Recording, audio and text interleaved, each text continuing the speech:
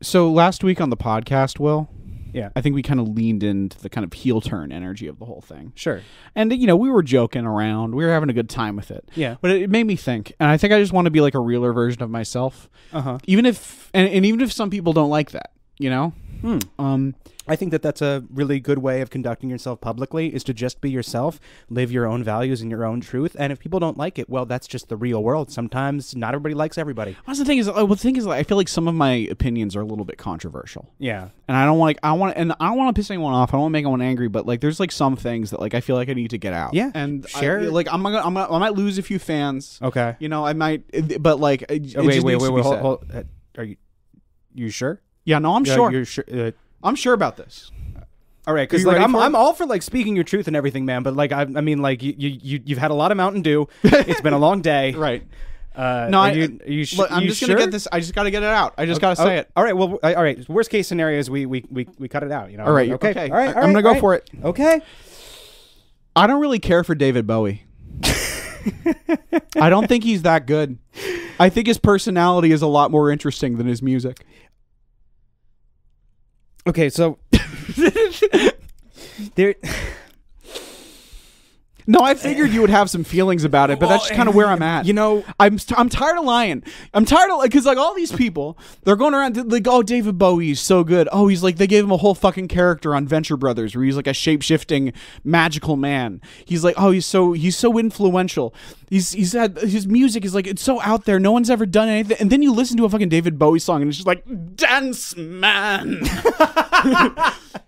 Your stars are filled with dance. Shut the fuck up, dude. What are you talking like, so here's the thing, all right? Here's the thing is I think that take is frankly ahead of its time. Okay. I think that it's only a hot take right now. Right. But it's going to be such a cold ass take within the next 2 to 3 years. Right. Because Gen Z is going to find out about David Bowie and then no, they're going to, first of all, right. Young people have already started to be like, yeah, David Bowie, rock star from the 70s. We know what they were up to. We don't like them. Yeah. There's already that vibe. But even without that vibe, there's the same thing happening with David Bowie on the horizon, I'm sure. That happened with the Beatles. And that is, if you're cool and edgy, everybody's got to know how much you fucking hate the Beatles. Right, but at least the Beatles are fun. Every time I listen to David Bowie, I'm just like, I know that I'm not stupid, but like this is confusing me in a way where it's tricking me into thinking I am. Like, interesting. I said that I wanted to start with something specific. You also said that there was something that you wanted to bring up. I'm going to attend a timeshare presentation. Okay. I'm going to do 2 of them. Okay. Because they said I had to go to 2. Okay. But if I go to 2, I get 6 nights at hotels wherever I choose. Okay, which is a classic timeshare scam. Yeah, 6 nights, and it's only $400. There was literally a South Park episode about this. $400 for 6 nights. All I gotta do is go to 2 separate 150-minute timeshare seminars. Right, 300 minutes total. Yeah. Like, what is that in hours? A lot? Like, that's it's like at say least 5 hours. 5 hours. Yeah. Okay. 5 hours. Okay.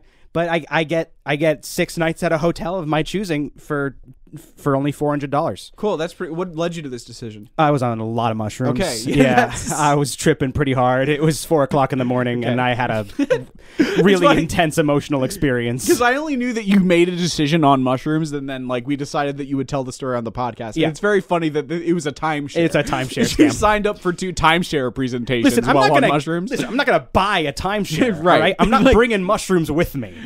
Well, I'm starting to say, I think maybe the solution, I think you have to go to these timeshare presentations just fucking tripping balls. Dude, that's the thing about fucking psilocybin, man. It's an empathogen.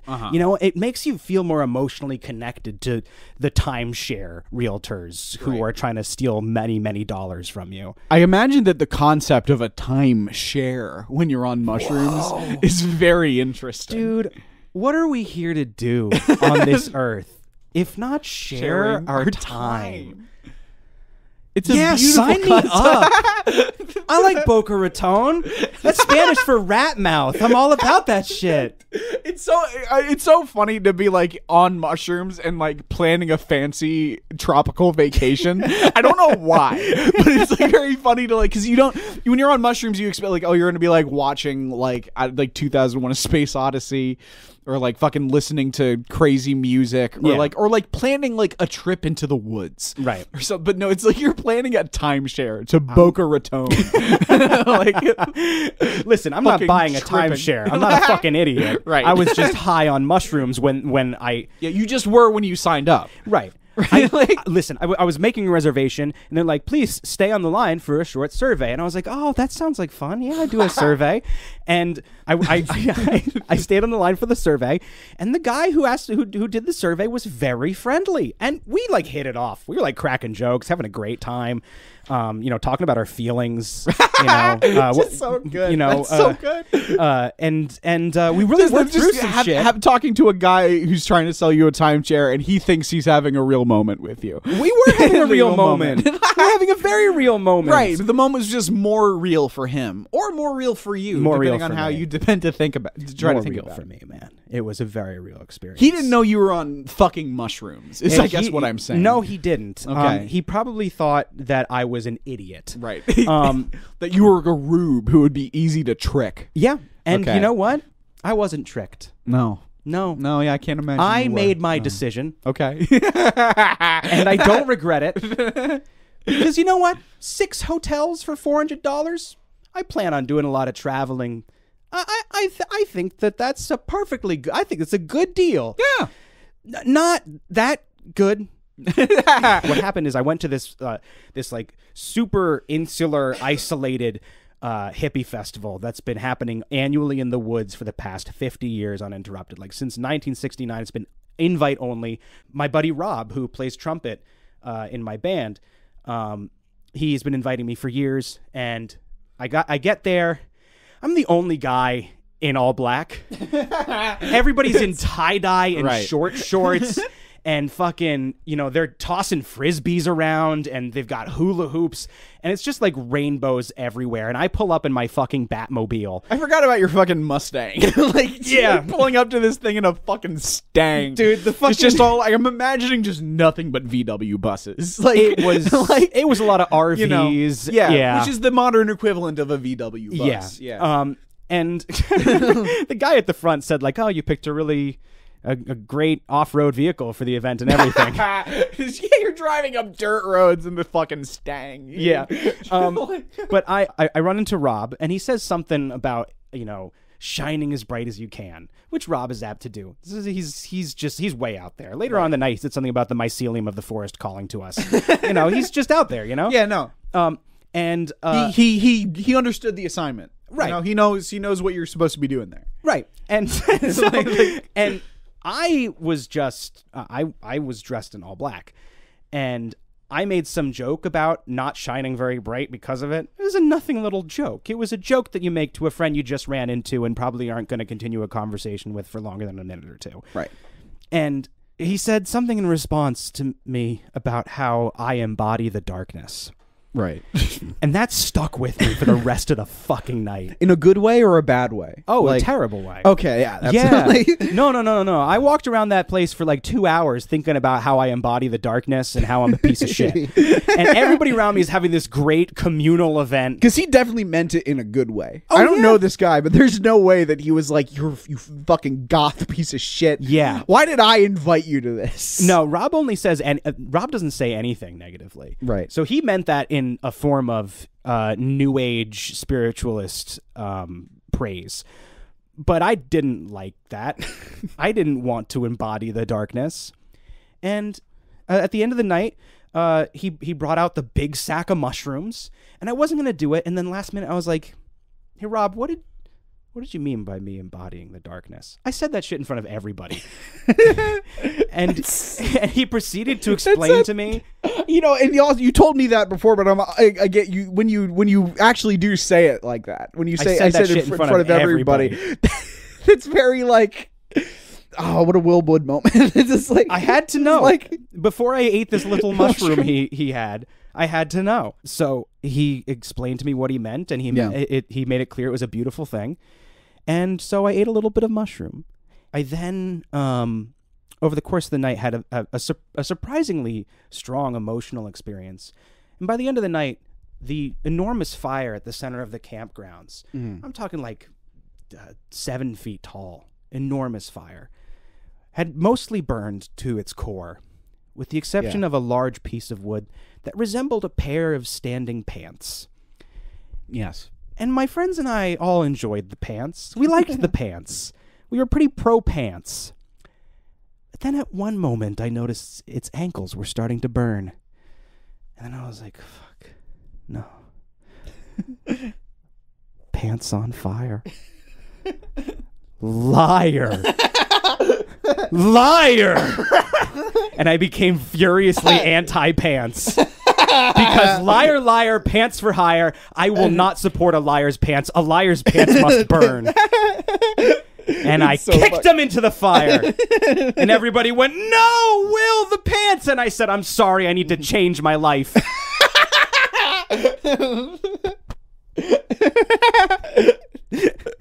Hell yeah, dude. Anyway, now I'm going to a timeshare presentation in Boca Raton.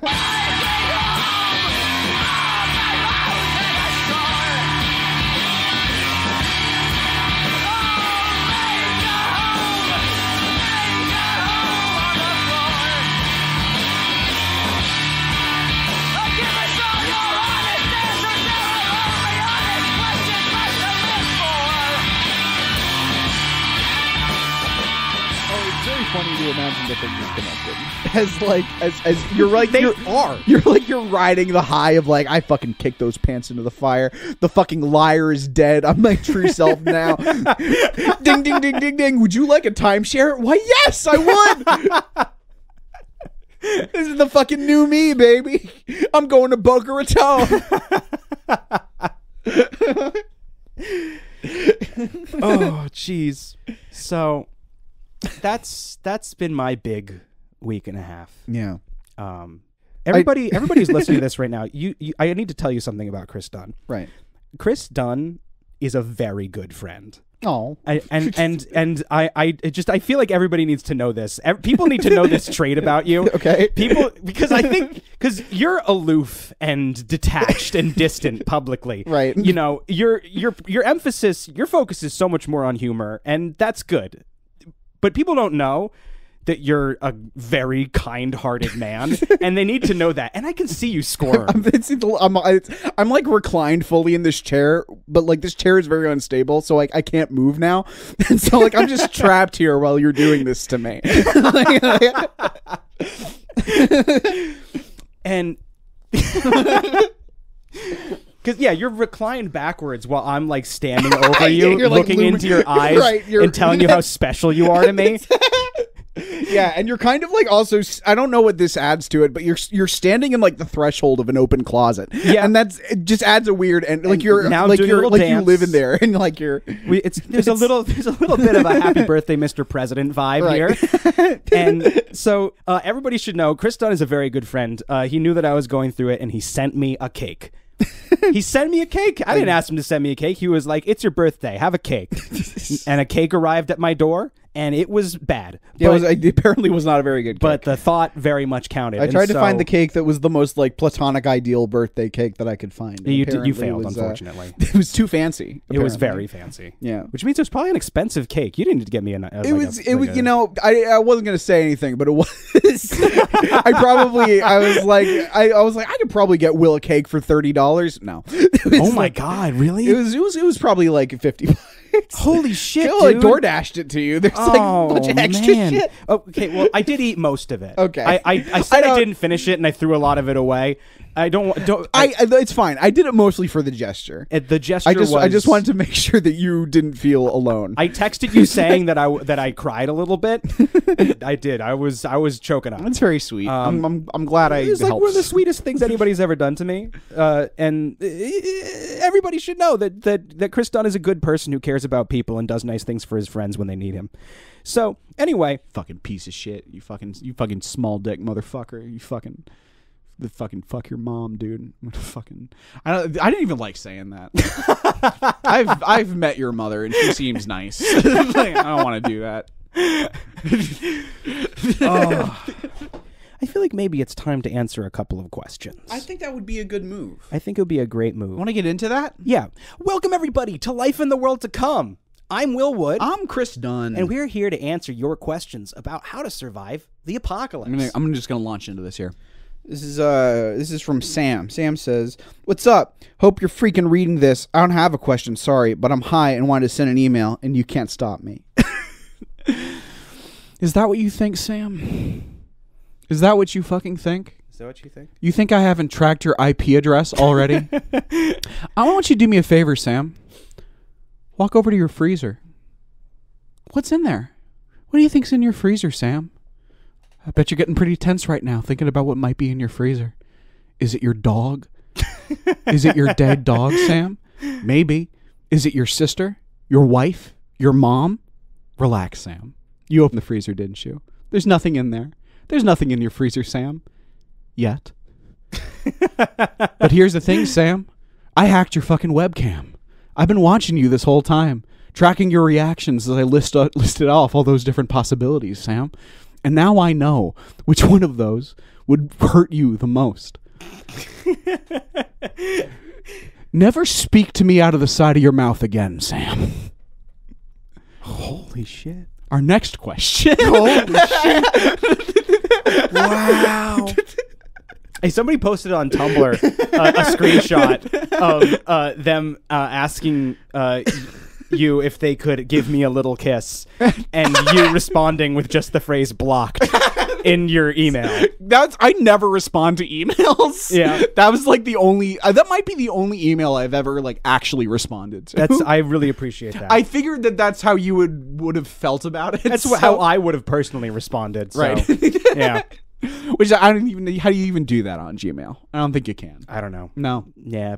You can probably just set it to go straight to spam, but like I read my spam folders. I've just started telling people. Because I really want to know how to have a 14.5-inch dick, you know? Right.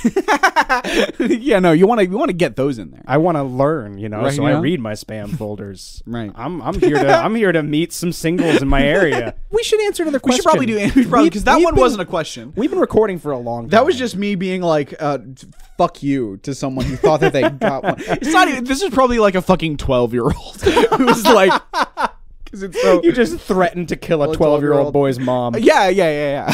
Like, or they're like, you know, or like their dog or their sister, you know. Yeah. Or I'm gonna look back on the recording that I made later, you know, when this comes out, and I'm gonna see what affected them the most. Then we'll go from there. But like, you know, if they email me again. All right, let's find some questions here. Woo! Ooh, this is a good question. All right. Okay. This is an interesting question. All right, I've got some good energy going. I'm doing another It dance, and I'm getting myself pumped up a little bit. I'm energizing myself. I'm getting in the zone. I have need to pee energy. Let's do good. it. I am considering the context a little bit of our lives right now, and this might add an interesting spin to this. But okay. Hello, guys. What will grieving look like in the world to come? We'll just spit take. We'll just did a real ass spit take with a bunch of Mountain Dew. It almost got on me. It's on the microphone. What's grieving gonna look like in the world to come? So good. It's gonna look fucking awesome, dude. It's gonna look so much better. Well, and you know what? I'm gonna be okay. But here's that. You know what's good? It's actually that's very much true. Yeah. Because every time a person dies in the world to come, that's one less person you got to compete with. That's true. Every time a person dies, it's like, good, I get to eat more at dinner today. Right. I don't have to share my meals anymore. Right. A funeral won't just be a time and place where people get together to mourn the loss of this person. And it's also not going to be a quote-unquote celebration of their life or whatever shit makes them feel better for moping. You're not going to be grieving their death. You're not going to be celebrating their life. You're going to be celebrating their death. Exactly. It's going to be kind of like a Dia de los Muertos sort of vibe in the sense that we're going to see skeletons everywhere and we're going to be happy about it. Right. It's going to be like, yeah, thank fucking Christ this guy's gone. Oh, hell yeah, skeletons. You're just going to be like thinking, You just because it's gonna be like close quarters. You're gonna be sharing shit. You're gonna have a lot more to complain about with the people around you. Yeah. So it's like when a person dies, you're just like, oh, thank God. Like, fuck, I don't have to like. There won't be somebody with a spear chasing me. Right. fucking Phil was always chasing me with spears. Yeah. Thank God. That'll be your eulogy. I'm gonna piss on his corpse. That's part of it. It's a whole part of the ritual. They're still gonna have open caskets in the world to come. Turns, yeah, so that people can take turns peeing on you. Right. It's you know, there'll be somebody giving their eulogy saying like, Phil was a complicated man who was always chasing me with a spear. Right. Unzip, piss on the corpse. Next. Right. Someone is gonna come up there and is like, Phil was just like such a special part of my life. Like he was always there for me when I needed. And then like a guy with a fucking glaive is gonna come out from nowhere and fucking cut your head off. I don't know because what that's a not what this glaive is for. It's like kind of like a spear, but with like a longer blade. Okay. It's like a fucking Love crazy weapon. I love that. It's an insane weapon. Fuck yeah. Like it's. Okay. A guy with a glaive is just gonna rush on and fucking disembowel you, right? Because this is not what this is about, right? Yes, you're not gonna miss people. No, you're not gonna have somebody go up to a microphone and do like a fucking acapella of Danny Boy. No, you're going to blast Oingo Boingo's Dead Man's Party, right? And you're gonna dance around a big fire and then burn them on it. You're gonna walk up to that casket. You're gonna place the shittiest flower you can find on their chest. You're gonna lean down there and whisper, "Guess who had the last laugh, motherfucker? Not you." It's just you're gonna be able to just say things. I win, right? Like when somebody close to you passes and you think to yourself, all the things that I never said. Mm-hmm. Like eat ass. What? Like eat ass. Yeah, exactly. Like a funeral in the world to come will be a bunch of people getting together to say all the things that they never said to this person who died. Right. And do so not just to honor their memory. Right. Like, a life is about so much more than just the good parts of it. Right. Mm-hmm. And like, and funerals, ultimately, they're not about the person who died. No. They're about the people who come to them. Right. It's about processing those feelings, and it's just about processing those feelings in a more realistic way, right? Right. Like you're not gonna be as attached to the people around you. They're fucking dragging you down. They're dead weight. You know. Let's say you lose somebody who you do care about in the world to come. It's not like we'll be all living without any love or affection. Yeah. In the world that is, you plan the funeral when you lose somebody that you love. In the world to come, you try and stop it. Yes. Like it's you have to.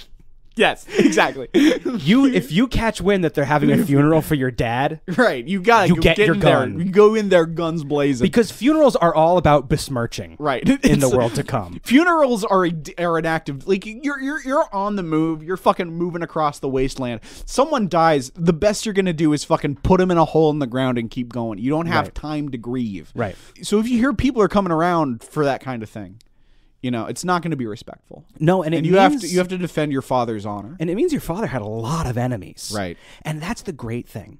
If there's a funeral scheduled for your father, it means that all of your father's enemies are going to be in one place, besmirching him. Oh, that's not so true. only is that something that you should not stand for, but also it's a golden opportunity for vengeance and to remove your own enemies from the picture. So here's my advice, ladies and gentlemen. Yeah. Your dad dies. Yeah. Put a fucking bomb in him. Fucking cut open your dad and shove a fucking bomb in there. Great idea. Because when the bandits come and take your father's body to have an angry funeral at him and pee on his corpse, he's going to blow him up. You're going to put a pee-activated bomb in your dad. You will destroy so many enemies with your piss-activated bomb. Blow these dudes' dicks right off. Dude, fuck yeah. Hell yeah. Hell yeah, dude. I think that's like I think your goals are either stop the funeral from happening or see it as an advantage. Right. See it as an opportunity to destroy your father's enemies that are likely also yours. Here's an interesting question. Does your father have a lot of enemies? Are those enemies also your enemies? how old is your father? Is your father sickly? How much time does your father have left anyway? Right. Maybe talk to your father about whether or not it's time to fucking finish things once and for all. You know? He can either wither away and die like a fucking dog in the street. Right. Or his death can fucking mean something. And he can swallow a bomb. Fucking feed your dad a bomb consensually. Right. And that's that's going to be a beautiful moment between you and he as he departs this mortal coil, knowing that he will be the instrument of his enemy's destruction. Right. Because his enemies will want to besmirch him so badly. Mm-hmm. You can use that to your advantage. So grieving is going to look like war. Right. Grieving is going to look like conflict, like blood, like pea-activated bombs blowing up in your daddy's stomach. And you might be thinking, it's like, okay, well, how am I going to process all of these negative emotions, all this grief and sadness after my dad dies? Fucking by killing all his enemies. Right, exactly. It's fucking classic shit. That's your funeral. And then you can have your friends over to celebrate and have besmirchful funerals for all the bodies that you've laid waste to around your father's exploded casket. Imagine all the corpses you're going to get to piss on. So many funerals all at once. It's going to be great. It's going to be a funeral bonanza. You'll get to besmirch and grieve. Honestly, it's a better system than we have now. I think it is, honestly. Once we get go to in there, you say a bunch of words. It doesn't really mean anything. It's not the same as killing the man who besmirched the name of your father. Right. The guy who oh God, how did he besmirch our dad's name? Called him gay. He fucking the guy called your dad gay once in 1978. Yeah. And now he's gonna and now he'll pay. And now the best way to grieve your father's death is watching your father's bone fragments fucking explode through that guy's skull. That's how you fucking process. That's how you get closure. Yeah. You know? Yeah. And you think this is what he would have wanted. I think because it was. He said so. He told you to do it. There's going to be a little in-between time where culturally this is all developing. And so we're going to see a lot of funerals be a really bad time during that transitional period while we end up developing the cultural norm where funerals are celebrations of the people we hate and celebrations of their deaths. So there's going to be a lot of angry people at funerals in the days to come. A lot of people going I really didn't like that guy. I got to go to his funeral. And, I blame TikTok. I think really that it's just people are just spending too much time indoors and not having good emotional and interpersonal connections, and I think that they're getting angrier over little things, and they end up going to each other's funerals just to shit on them, and it's like, what was that fucking gee whiz, and then they film it for clout, and it's not cool, but that ends up turning into a beautiful thing later on. There was I can't remember what it was, and I might be making up elements of it, but there was some TikTok challenge at one point. It might have even been a fucking Vine challenge back in the day where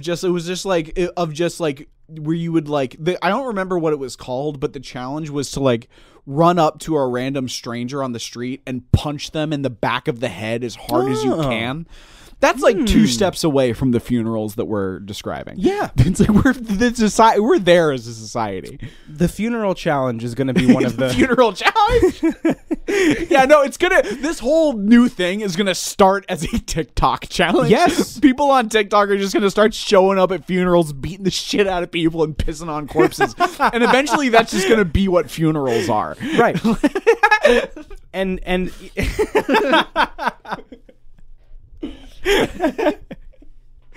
see, and there's going to be an interim period wherein the pews at a church at a funeral will be divided in two. We'll have the mourners on one side and the clout chasers and TikTokers on the other. And they all have football. They have football fan makeup on and stuff. Yeah, it's really they're wearing matching colors, Viking helmets, right? Yeah, they're in furs, fingers. big foam fingers. Big foam fingers. One that says "fuck Jerry" and the other one that says "Jerry was pretty good." The mourners and scorners is what they'll call them. Yeah, the mourners. The mourners and the scorners. And at first it'll be the mourners go first, just out of respect for the loved ones who remain. And the mourners will say their piece and they'll say their farewell and they'll give a little smooch on the open casket forehead and go ahead and they'll cry in a corner or whatever. And then the scorners will come And they'll also be able to take turns walking by and doing whatever. Mm-hmm. You know? Mm-hmm. Making out with your dead dad's body. Slapping him, just like pissing on him, just like fucking with his nipples. maybe stealing him. You know, he's dead. Just fucking slitting off his nipples with a little switchblade. And then you mean stealing his nipples? Yeah. I thought you meant stealing the body altogether. No, just the nipples. Right. Well, because if you try to steal the body, somebody else is gonna be like, "Hey, I didn't get my turn yet." Yeah, no, exactly. I wanted to beat him up too. Well, you want to slice off a little souvenir for yourself? Then yeah, sure. Yeah. Just save those Ronies for later. Yeah, yeah, absolutely. You know, take a finger, take them home, piss on that when you get mad. You know, like. You ever think about Jerry and you're like, fuck Jerry. And then you take out your little glass case where you keep his nipples. And then you put them in your shower and you pee on them. Yeah. You just kind of you pull a suction cup on the back of it and just kind of stick it to the wall of the shower. You have a whole system. That'll be sometime in the next 4 years at most. After the bombs start to fall. Society will change an enormous amount very quickly. And that'll be one of the first things that we see is the mourners and scorners thing start to develop. And within weeks, it'll be bonkers. It'll be bonkers. It's going to be fucking chaos. It'll be Oingo Boingo's Dead Man's Party. And, and the scorners do eventually win. They win out eventually. Yeah, and it'll be all about scorning. And all be about scorning. And then you just have to stop the funeral. Right. Or use it to your advantage. Right. Yeah, exactly. To kill the scorners who besmirch your father. We gotta bring vengeance back into popular culture, right? We gotta back in my day, you weren't really a man until you avenged your father's death, right? And I can't remember the last time I talked to a fucking Gen Zer who has fucking spent their time training their fucking mind and body to kill the man who shot his father. It's these fucking Zoomers are so goddamn entitled. It's weird. I have developed a strange sort of oppositional defiant disorder with kids. Yeah. With anyone honestly under the age of 25. Yeah. I misspelled the title of a recent episode. Mm-hmm. It was supposed to be knocked hard, but I forgot the N. It's cocked hard. Yeah. And I was gonna change it. Right. But then I saw one person on the YouTube version of it commenting, saying Chris, you gotta hire a spell checker. You keep messing these up. And I made a silent vow never to correct a spelling mistake ever again. Yeah. It's it's only first drafts from now on. I think that's brilliant. Yeah. I'm just not fucking fuck you, dude. At first Shut the fuck up. At first I was like, Chris, maybe you do want to double check your spelling more often. And then I was like, no, fuck it. We should do more typos just for fun. Wouldn't that be edgy and fun and silly and funny? And then I realized, no. The truly subversive thing to do is to not care at all. That's kind of to genuinely just allow there to be spelling errors that are genuine and real. Yeah, I'm not gonna fake it. I'm not gonna go in there misspelling stuff. But if I do I'm just not gonna, because I know it. That's why it is because it's oh, you don't like this? Oh, you don't like it when I spell it wrong? I'm so sorry. Dude, just you knew what I said. There was a whole discussion about it in the Discord, and half of them were like, "Oh fuck, it says cocked." No one knew. I didn't notice either. I didn't pointed notice. Out. Yeah, yeah, and fucking yes, you spelled it wrong, but you didn't read it wrong, so you didn't spell it wrong. Yeah, no, that's kind of yeah. I'm tired of. I fucking hate semantics. Yeah, I hate it when people are like, "Here's what you meant because of what you said." It's well, did it feel like I was saying that? No. What the fuck are you talking about? I have to pee. Okay, let's do a quick pee-pee break, and maybe do commercials. Oh yeah, ad break. Okay, and we're rolling. Boy, do I wish that we had been rolling a few moments before. We did a great bit about the Irish troubles. About the Irish troubles. We were just talking about our family life and and that part we don't need to get into. Yeah. But we were talking about just I think a really great way. Well, you said this. Yeah. And so I think a really great way of explaining Irish culture is the fact that they called their civil war the Troubles. It's just. Oh, my whole family starved and my fucking grandma died in a car bomb. There's a bit of trouble there for a little bit. What are you gonna do though? It's a little troubling. It's like if you just call it some problems. You know? I spent my teenage years slitting the throats of the bloody fucking English. It was a troubles for a little bit there. Just a bit of trouble. Just a spot of trouble. It was a bummer. It was a bummer. Yeah, no, it was the bummers. Yeah. The bummers.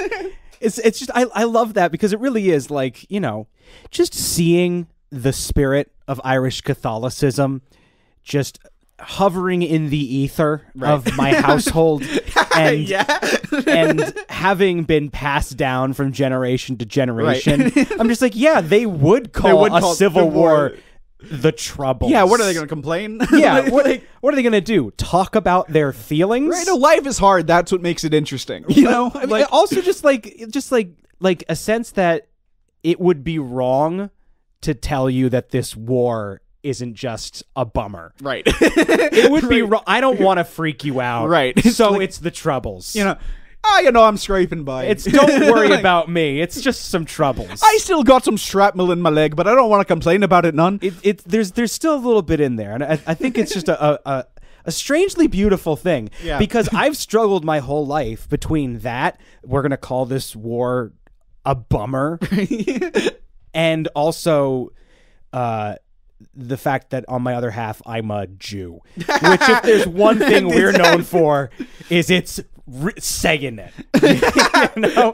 Yeah, the Irish folk is, and you know that's a kind of an honestly that's kind of a beautiful piece of symmetry because the other half of my family is German, who are also known for saying it. Right, but they're not so different after all. Because they're saying very different things. Because the Jews are saying like, "Oh, my sciatica's acting up," and the Germans are saying we should kill that guy. Right, exactly. It's like you have sciatica, your body is flawed. Right. like The Irishman, he doesn't complain about the sciatica. He says, No. yeah, no one even fucking knows that the Irishman has sciatica. Right. Because he would rather be miserable his whole life than tell anyone. Right. Than just talk to one doctor and get it fixed. The Jew will tell you his legs are on fire and he can't sit, he can't stand. What am I gonna do? It hurts so bad. And the German says we should kill that guy. In all honesty, what the German says is like, actually, I've lived my life in such a way for the past 25 years that there is no way I could ever possibly get sciatica. And you should know that. Honestly, I don't think you would have sciatica either if you just did everything that I do. And I don't know why you don't. Right? Yes, exactly that. Well, why don't you just live your life entirely differently? Right? Yeah. Solve the problem. Yeah, and with that tone too, it's just kind of like this like mild like put off confusion. I'm just like, what? Like, you don't wake up at 5 a.m. every day to like.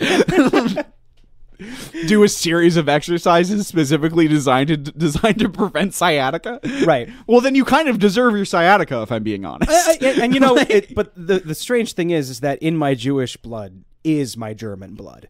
You know, my ancestors. Yeah, I don't know. Yeah, your ancestors killed mine. Okay. Yeah. Well, technically they didn't. I said that my grandpa got out of there before the weird stuff happened. You keep saying that. My grandpa was out. By you the time. Keep saying that. I do keep saying that.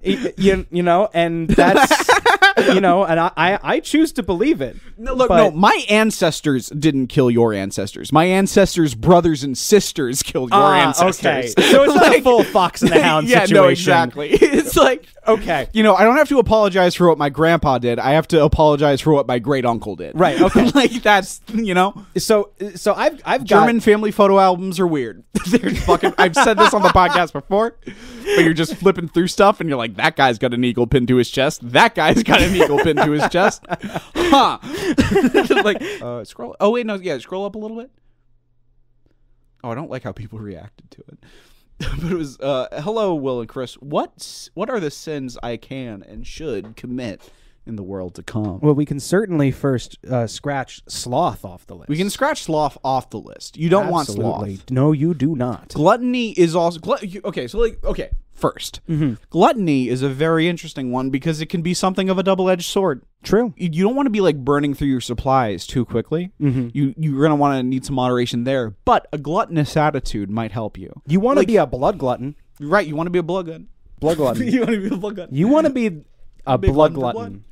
Blood glutton sounds like the name of a black metal band. It does. Yeah. But being a blood glutton is a good thing. Being a glutton for violence, right? You know, you don't want to be just like eating all of your fucking MREs at the same time, but you want the energy of someone who would. Right? Like you want to embody the kind of person who would eat all of their MREs in one sitting, but then you just don't do that. You know? And you take that energy and you apply it to the rest of your life. Right. You know what I mean? Yes. Consume. Right. Right now, you may choose to try to avoid overindulging your appetite at home, to watch your waistline so that you don't get a sick tummy, so that you don't feel sluggish the next day. And in the world to come, you may choose to do so that you don't burn through your supplies too quickly or slow yourself down when you're running through the wastes. But there's going to be plenty of times where you're going to have a whole guy dead in front of you. And he's going to go bad. You better eat them all. You better eat them all. You got to have that fucking hunger in you. Right. You got to be willing. You don't want to eat anything and everything, but you have to be willing to eat anything and everything. You don't want to be a slave to your sinful nature. Yeah. But you need to be willing to indulge it and ready to indulge it when the time arises. I've been thinking about this a lot, right? Yeah. Like there's all these, like we spend so much time trying to like block out our feelings. We try to like, there's all these instincts that we try to get rid of. But here's the thing. You're the product of a couple billion years of evolution. Yeah. You know, everything that happens in your mind to some extent is a tool that your body uses to keep surviving. Right. You know, that fucking urge that you have to fucking eat your neighbors. There's some that didn't come from nowhere. Right. There's some tiny little like fucking evolutionary process in your brain going that like you gotta eat your neighbors. Yeah. So that you're fucking you got all that fat you need for the winter. Wait, hold on. You said what? What urge to do what? Eat your neighbors? To eat your neighbors. Yeah. It's a natural urge. It's look me in the eye and tell me you never once looked at your neighbor and thought, what would you look like fucking sauteed with a little bit of butter? When we were walking down the hallway earlier and we passed my neighbor's open door, you gave her a look, and I assumed it's because like you thought she was like cute or something. I got salivated a little bit. I won't lie. We had just had a little bit peckish. We had just had lunch. It's not about that, Chris. It's not about hunger. That's the point. That's the point of gluttony, Will.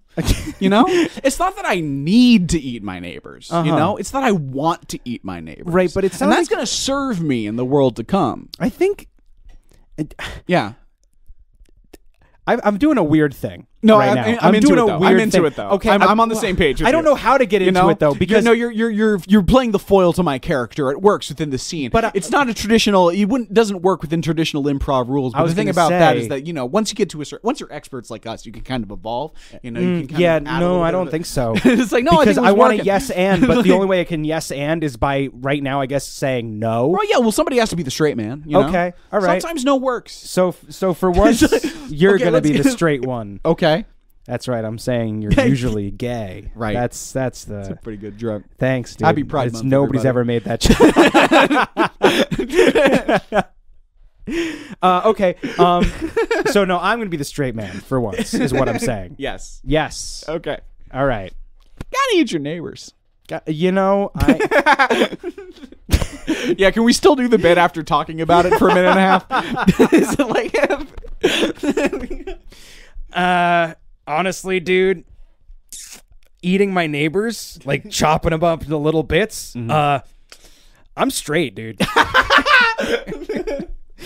Chopping my neighbors up into little bits and eating them sounds kind of gay.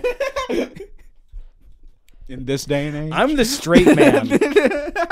And hi, it's me, Will Wood, the straight man. I'm the straight man. I relate every conversation I have back to my my traditional sexuality. I don't know about you, man, but fucking eating my neighbor, like, I don't know, it's like, is he a dude? Because like, I'm straight. I'm the straight man. I wouldn't do that. I think my point is that, look, you gotta, like, should you eat your neighbors?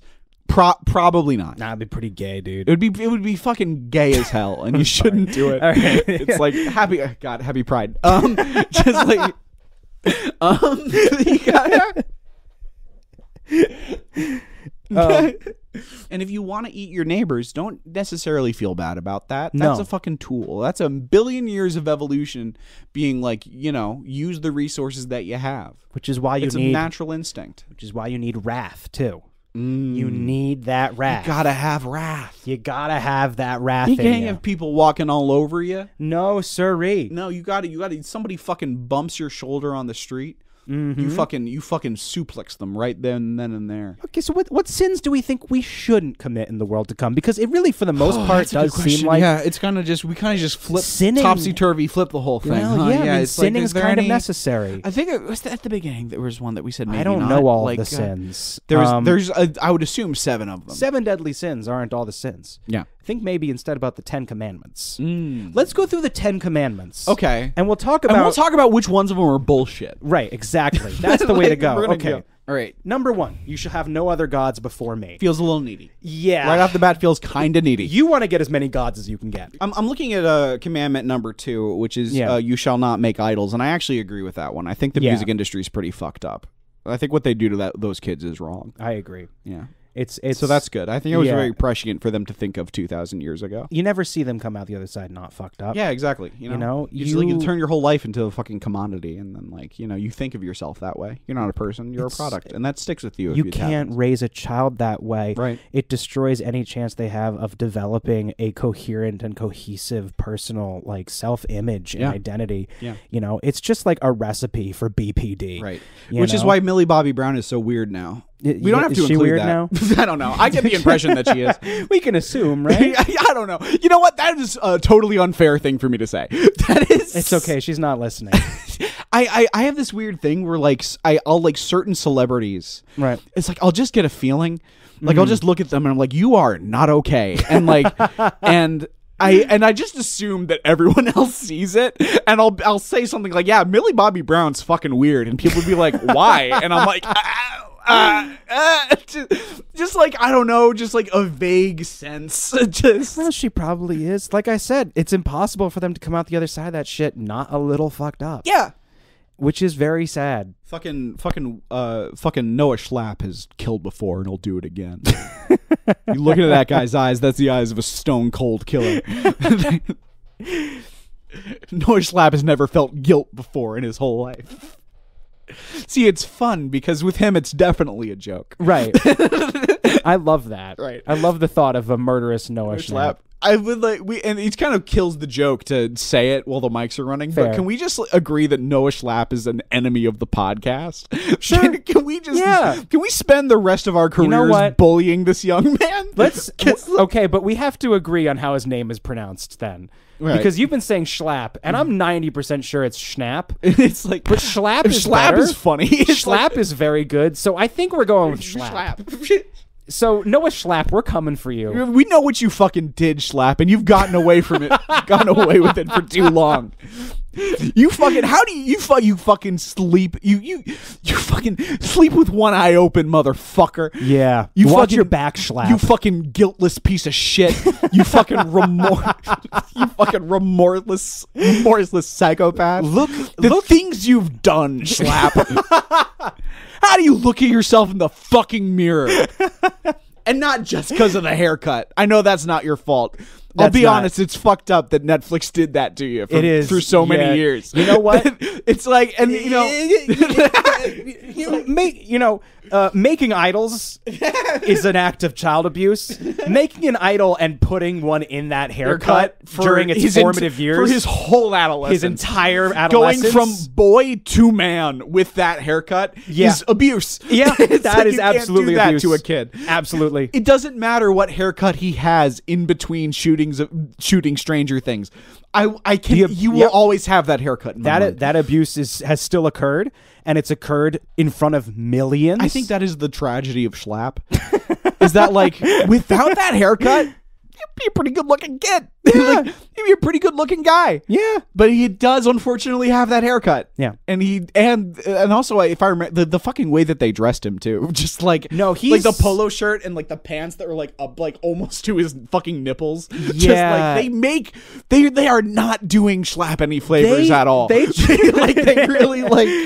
tried to keep Will Byers 12, even when Noah Schlapp was like, I don't know, 33. I don't know how old he is now, but he looks like a man like a now. 45-year-old man. He's looking kind of old. He was the baby-faced one, and now he looks like an adult. Yeah, he's like 11 feet tall. Yeah. He's a huge dude. But they tried to keep him minuscule and baby, and you can't do that with the clothing. He fucking glue up. He like shot up a bunch of inches. He's like, his face coalesced into something that I feel like people could find attractive. And they were like, well, we can't have this. Yep. He's the fucking loser character. Right. No. Like, he needs to be fucking gross. Which they succeeded, because now he looks like Mad TV's Stewart. Like, it's not good. So you shall not. Yeah, we both looked at the 10 Commandments and we're like, oh, right, that's what we're talking about. Murder, Schlapp. We're on to you, Schlapp. You fucking sick son of a bitch. As a commandment for the world to come, number 6, you shall not murder. Yeah, well, that one you that's definitely out want the to break. window. You can't be doing that. Quit. You start sinning now, because don't worry about that commandment. That's just how you get through the day. Yeah. For fun and utility. Murder. Yeah. Murder's important. Just get on with it. Number 8, shall not steal. Fuck that. Steal what you need. Nobody owns anything anymore. Right. In a weird way, it's not even good or bad. It's just irrelevant. Right. Like, traditional ideas of ownership aren't going to apply. No. Things belong to whoever has the power to hold on to them. Which brings us to number 10. You shall not covet. Dude, covet. Well, coveting honestly has a lot in common with gluttony, right? Okay. Because you want to covet the things that you can have, but you don't want to covet the things that you can't have. Right. You want to covet oil. You want to covet gold. You want to covet food. You don't want to covet happiness. You don't want to covet peace. You don't want to covet comfortability. Desire is a contract you make with yourself that you won't be happy until you get something. And I think that that's something to keep in mind. Coveting thy neighbor's goods is a contract you make with yourself that you won't be happy until you have something. Blast this fucking question right out. Someone random. Penises. Yeah. What? What did you say? I didn't say anything. What did you just say? I didn't say anything. I'm pretty sure I heard you say a goddamn something about word, penises. you fucking shithead. And as the straight man, dear Chris and Will, since I was a little girl, I've always liked the idea of becoming a vampire. In the world to come, do I get any chances of fulfilling my childhood dream? And if so, how could I increase said chances? Thanks, and have a nice day. Sophie. It is entirely dependent on how gross your blood is. Right. There's this assumption that you can just walk into like a seedy Louisiana bar, go into like the secret basement room and just expose your neck and be like, fucking come get it, boys. Right. Here's the thing. They're already used to that. Right. These fucking vampires can't walk down the goddamn street without someone being like, oh, daddy. Thank you. This fucking fetishizing them. Twilight ruined it. True Blood ruined it. Fucking goths ruined it. Everybody's constant. Oh, bite me. Oh, make me immortal. Oh, I love what we do in the shadows. And you know what's fucked up about that? What? Is that it's all about you. Right. You're not offering the vampire anything. Right. What is the fucking vampire getting out of this deal? You think that every vampire is constantly just going around being like, "Oh, I just need any blood." Right. Yeah. No. Look, if you want to know how to approach a vampire, the trick is like don't like approach them at work. Right. If there's a really cute vampire working at the bar you're at, it's not appropriate for you to be like, they hear it all day. They hear it all day, and it's their job to be nice to you. Right. Right. So you can't be doing that. They're just making a living. Right. Don't be weird. So you don't be fucking weird. I think so. What happens is you want to walk into that bar and you want to look around. Which of those vampires are putting out like kind of a fun and flirty energy?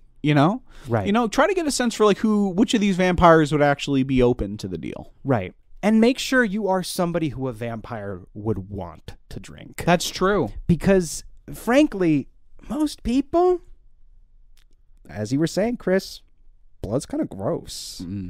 You ever taste some of your own blood? Because you get a cut on your finger, you suck it or whatever. it doesn't taste good, does it? No, it doesn't. Yeah, it's because of something that's wrong with you. Right.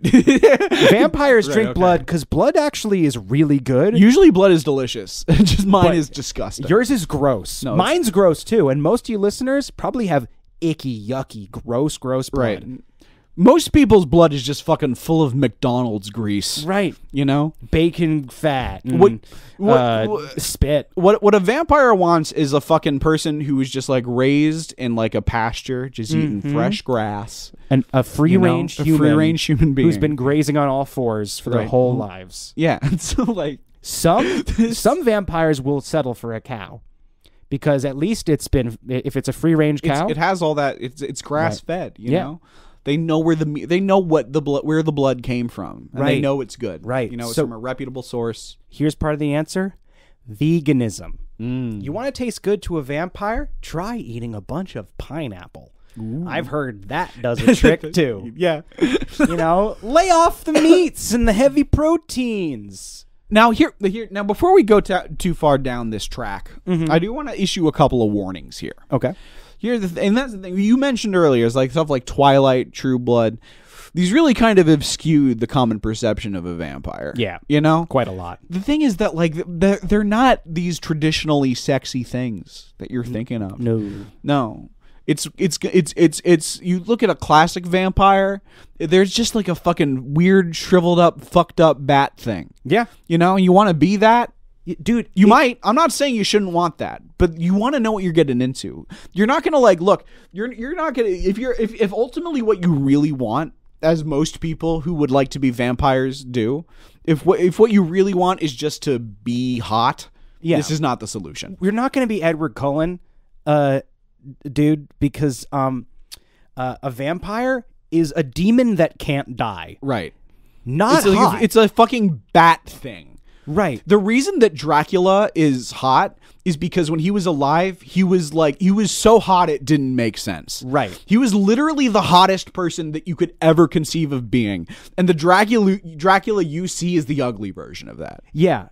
And that's the thing. He's a fine-looking dude. He's a pretty good-looking guy, but that's the thing. The vampirism is not what made him hot. No. He was already hot. It got in the vampirism hurt. Yeah, you know? It made him pasty. Oh, but all the vampire... Gave an intense widow's peak that seems a little over the top. Right. You know? He developed strange taste in clothing, which actually, if you listen to Life in the World to Come, you may already dress like a vampire day to day. But he's very charming, you know? Yeah. He's got like that kind of swagger. Right. And that's the thing, is like you're thinking like, well, I've only ever seen hot vampires. Yeah, that's how fucking media works. Right. They're not going to cast an ugly vampire. No. You know? They want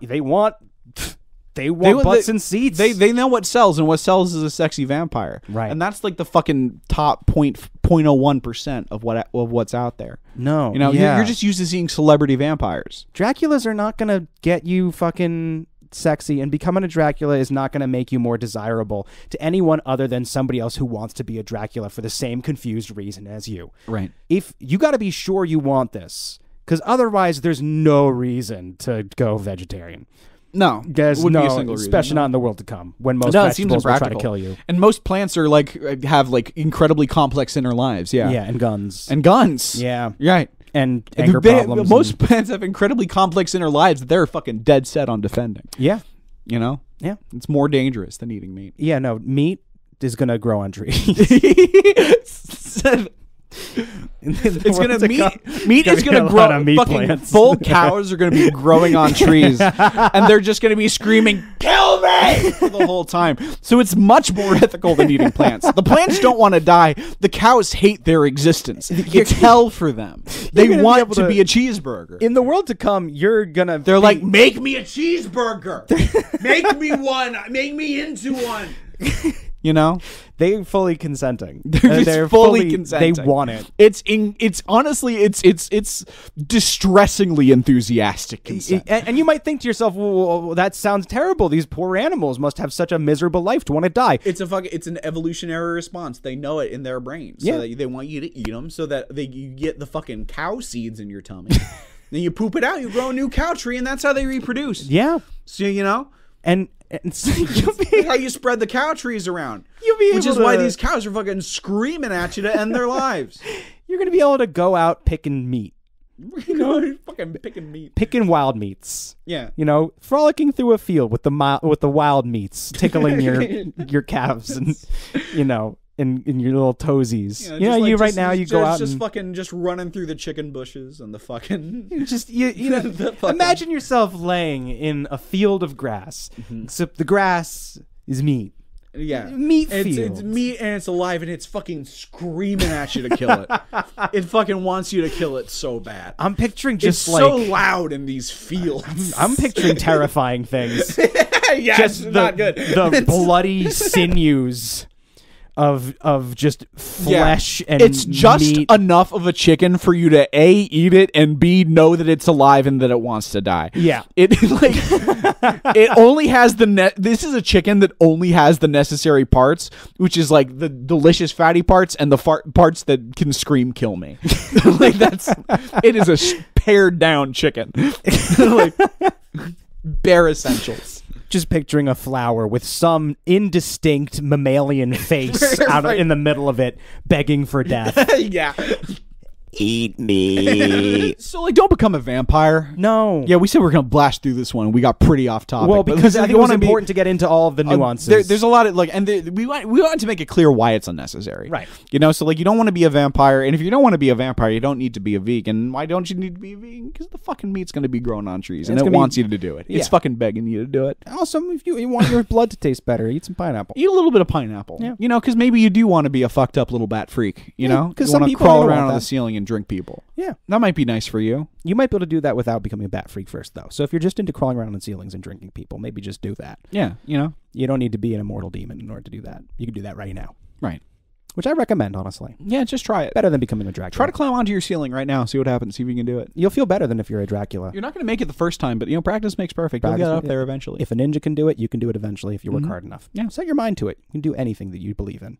I think that's a really good note to edit on. Yeah, I think so, too. I think it's nice to close off on a positive note every now and then. Hey, folks. We believe in you. We believe in you. We want you to believe in yourselves. And we love you. We respect you. We appreciate you. Your support means the world. Except for you, Schlapp. We're coming for you. Trip up one time, bro. See what the fuck happens. We are so ready for you. And fucking the second that we've gathered all of our evidence, Schlapp, the bomb is going to drop. The shoe will drop, Schlapp. And things are going to be over for you. Watch out, Schlapp. If you like to support us on Patreon, you can do that at patreon.com/lifeintheworldtocome. And you can buy our merch at lifeintheworldtocome.bigcartel.com. And our intro and outro music is We Are the Hellhounds by the Taxpayers.